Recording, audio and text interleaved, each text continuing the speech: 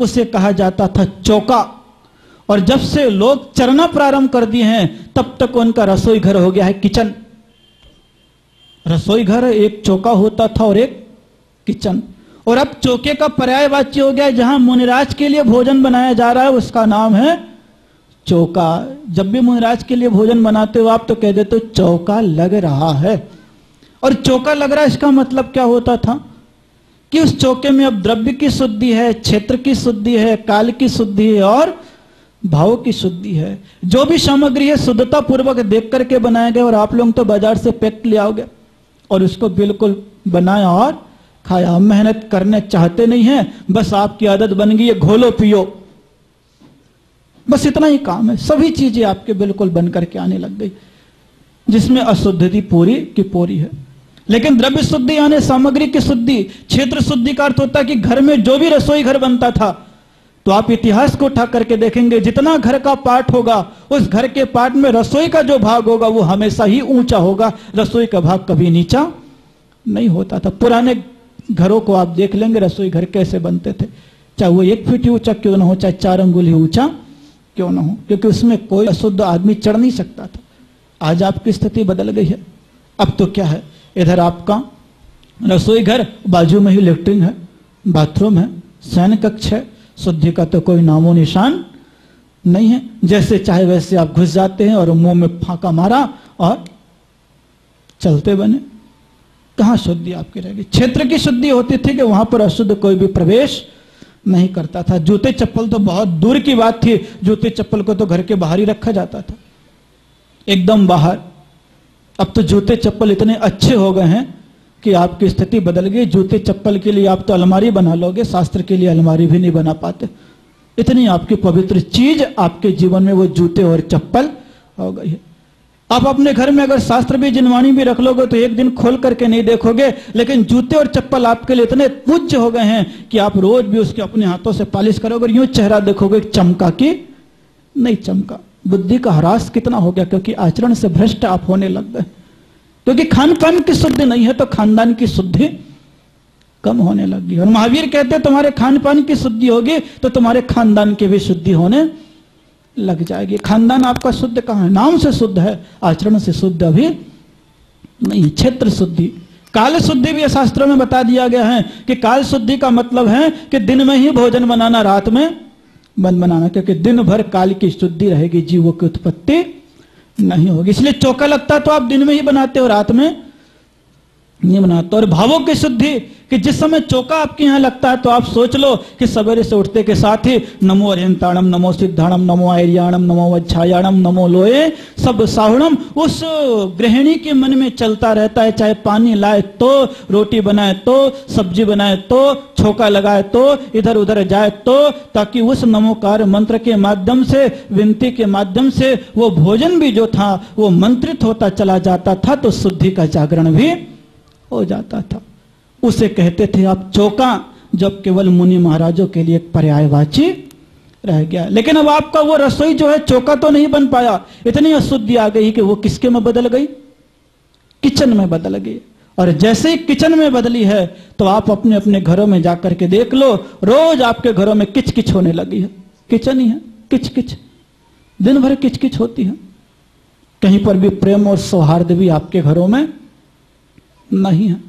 बाहर से तो अच्छा सब दिख रहा है, टिप टाप है, फिट फाट है, अच्छा मकान है, मार्बल है, ग्रेनाइट लगा हुआ है, अच्छी गाड़ी है, अच्छे वस्त्र हैं, लेकिन भीतर देखो तो एक दूसरे के जानी दुश्मन ईर्ष्या में अपने जीवन को व्यतीत करे। और एक दूसरे से इतनी ईर्ष्या है कि वो दीमक की भांति आपके दिमाग में घुसी हुई है और आपकी जिंदगी को खोखला करती चली जा रही है। सोचो, जब से आपके चौका किचन में बदला है तब से आपका जीवन भी बदल गया। इसलिए चरने लग गए हैं आप, जानवरों के समान खा रहे हैं, मुंह मार रहे हैं और कुछ भी नहीं कर रहे हैं। जीवन को बदलना है तो आज प्रभु की आहारचर्या है। आहारचर्या में तो जो वो करेंगे सो करेंगे ही, शुद्धि पूर्वक करेंगे। तीर्थंकरों की तो विशेषता है कि तीर्थंकर की विशेषता यही है कि तीर्थंकर जब तक किसी मनुष्य के हाथों का आहार ग्रहण नहीं कर लेते हैं तब तक वे मोक्ष भी नहीं जा सकते। तीर्थंकर की विशेषता है। क्यों? क्योंकि गृहस्थ जीवन में रहते हैं तो देवो पुनीत भोजन करते हैं, लेकिन मुनि बनने के बाद विशेषता आ जाती है कि देवलोक संयम नहीं ले सकते तो उन्हें आहार देने का कोई अधिकार नहीं होता। मनुष्य को अधिकार होता है क्योंकि मनुष्य संयम ले सकता है।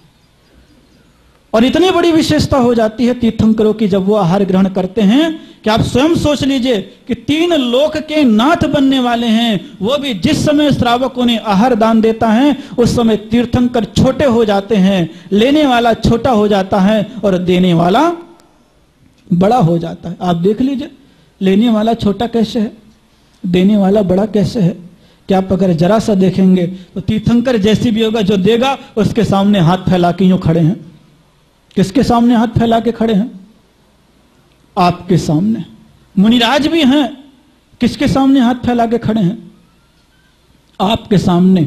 और हाथ फैलाने का अर्थ है छोटा होना और हाथ उठा के देने का अर्थ है बड़ा होना। क्यों? क्योंकि उस समय तीर्थंकर हो या मुनिराज, जोड़ने के लिए घमंड ना हो जाए, अहंकार पैदा ना हो जाए, इसलिए ख्याल करना वो एक क्षण के लिए छोड़ रहा है, आधे घंटे के लिए छोड़ रहा है तो केवल उसका हाथ ऊपर हुआ है। लेकिन मुनि महाराज जो हैं जीवन पर्यंत के लिए परिवार को छोड़ दिए हैं, तो वो पट्टे के ऊपर पूरे शरीर से ऊंचे हैं, वो तो केवल हाथ से ही ऊंचा है। त्याग की महिमा उनके जीवन में हमेशा की हमेशा बरकरार रहेगी ही रहेगी। इसलिए सोचना आहार दान करना छोटी मोटी घटना नहीं है, लेकिन आहार दान का अर्थ ये नहीं है कि आपने एक गिलास उठाया और मन शुद्धि वचन शुद्धि बोला और दे दिया। शुद्धि शुद्धि के लिए बार बार बोलते हैं आपको। और आजकल शुद्धि का अर्थ क्या हो गया है?